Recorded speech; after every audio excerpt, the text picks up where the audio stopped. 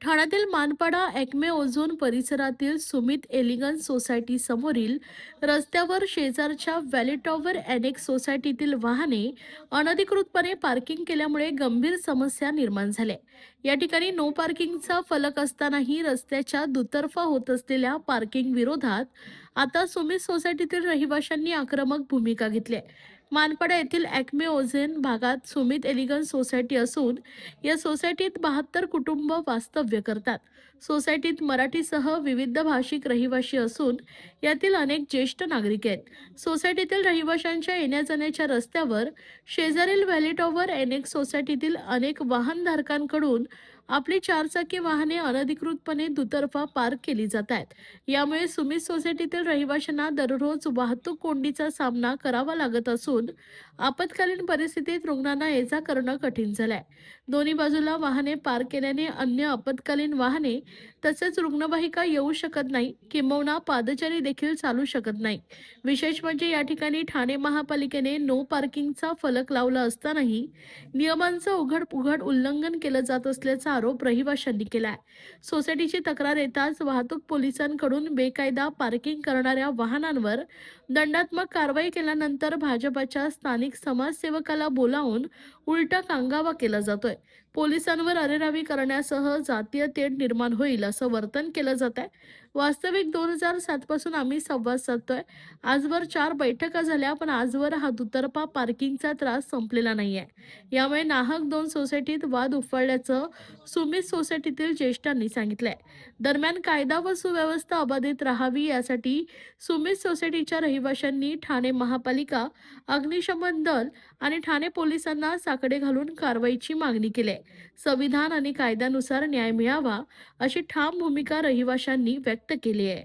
आमची तक्रार एवढीच आहे की आमच्या सोसायटीच्या ज्या गाड्या येत आहेत त्या गाड्यांना प्रॉपरली येता येत नाही, कारण व्हॅली टॉवर एनेक्सच्या गाड्या या दोन्ही साईडला पार्किंग केल्या जातात. त्यामुळे आमच्या गाड्या उद्या इमर्जन्सी काय झाली आमच्या बिल्डिंगमध्ये तर फायर ब्रिगेड नंतर ॲम्ब्युलन्स या गाड्याला त्रास होतोय. त्यामुळे आमची एकच इच्छा आहे की व्हॅली टॉवरनी आमच्याशी कन्सर्न, आम्ही बरेच वेळा त्यांच्याशी कॉन्टॅक्ट केले, त्यांनी आम्हाला आश्वासन पण दिले, पण आश्वासन काही पाळलं गेलं नाही. त्यामुळे आम्ही लिगली ती फाईट करत आहोत की त्यांनी एक साईड पार्किंग ठेवावी आणि एक साईड ओपन ठेवावी. सुमित एलिगन्समध्ये राहणारा एक नागरिक आहे आणि मला इथून येताना आमच्याकडे जो अप्रोच रोड आहे त्या अप्रोचला दोन्ही बाजूला पार्किंग होत असल्यामुळे आम्हाला यायला त्रास होतो. स्कूल बस, ॲम्ब्युलन्स किंवा आमच्या पाण्याचे टँकरसुद्धा आतमध्ये येत नाहीत.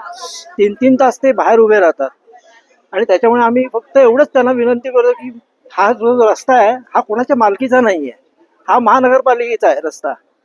तो पूर्वी कोणाचा होता हा माहिती, आज महानगरपालिकेचा आहे. त्याच्यामुळे तुम्ही एका बाजूला तुम्हाला जे काही पार्क करायला जी जागा दे तिथे पार्क करावं, दुसरी साईड मोकळी ठेवे. त्यामुळे हे टँकर बिंकर येत जातील. एवढीच आमची विनंती आहे त्यांना. माझं नाव संगीता रवींद्र आळशी. सुमित एलिगन्सची रहिवासी आहे आणि गेले 10 वर्ष आम्ही इथे राहतोय. आणि आमचा इश्यू होता की जो आम्हाला पार्किंग एरिया बाहेरचा व्हॅली टॉवर एनेक्स ह्यांनी जे 2 साईडला पार्किंग केलेलं आहे आणि त्यांचं म्हणणं आहे की हा रस्ता आमचा मालकीचा आहे, जो नसताना एक कॉमन रस्ता आहे. आणि तिथे त्यांचं ते लोक हक्क गाजवत आहेत की आम्ही इथे दोन्ही साईडला पार्किंग करणार, पण एका साईडला पार्किंग करणार नाही, दोन्ही साईडला करणार. आणि आमचा मुद्दा आहे की तुम्ही एका साईडला तुमच्या भिंतीच्या साईडला पार्किंग करा आणि एक साईडला नो पार्किंगचा ऑलरेडी बोर्ड लागला आहे. इथे सगळे त्या रस्त्याची इन्स्पेक्शन झालेलं असताना तिथे नो पार्किंगचा बोर्ड लावलेला असताना ते लोक आमच्यावर दादागिरी करतायत, पर्सनल अटॅक करतायत. आमच्या एकत्र हे जे पुरे सुमित एलिगन्स हसत खेळत राहतो, सगळ्या जातीचे लोक आहेत तिथे, त्यांना एक जातीय धर्माचा एक मुद्दा टाकून की इथे मराठी लोकच राहणार आणि बाकीच्या लोकांनी चालते व्हा. ज्यांना इथे पार्किंगचा प्रॉब्लेम आहे की ते लोक जे बाहेर पार्किंग करतायत त्याचा प्रॉब्लेम असेल तुम्हाला तर तुम्ही बिल्डिंग सोडून जावी. अशी कुठली सोसायटी सांगू शकत नाही की आम्ही कुठे जायचं. आम्हीही मराठीच आहोत, इथे गेले 10 वर्ष राहतो आणि आम्हाला ह्या गोष्टीची खूपच वाईट वाटतं की त्या अशा पद्धतीने एक नेबर्स असून अशा पद्धतीने अंगावर आले. आमच्या सोसायटीच्या कुठल्याही व्यक्तीने त्यांच्या अंगावर गेले नाही, त्यांच्यावर तू तऱ्हेने बोलले नाहीत. सगळ्यांनी एकदम खूपच डिसेंट वेने वागले आहोत. डिसेंट वेने आम्ही ॲक्शन्स घेतले आहेत, लिगली ॲक्शन्स घेतले आहेत.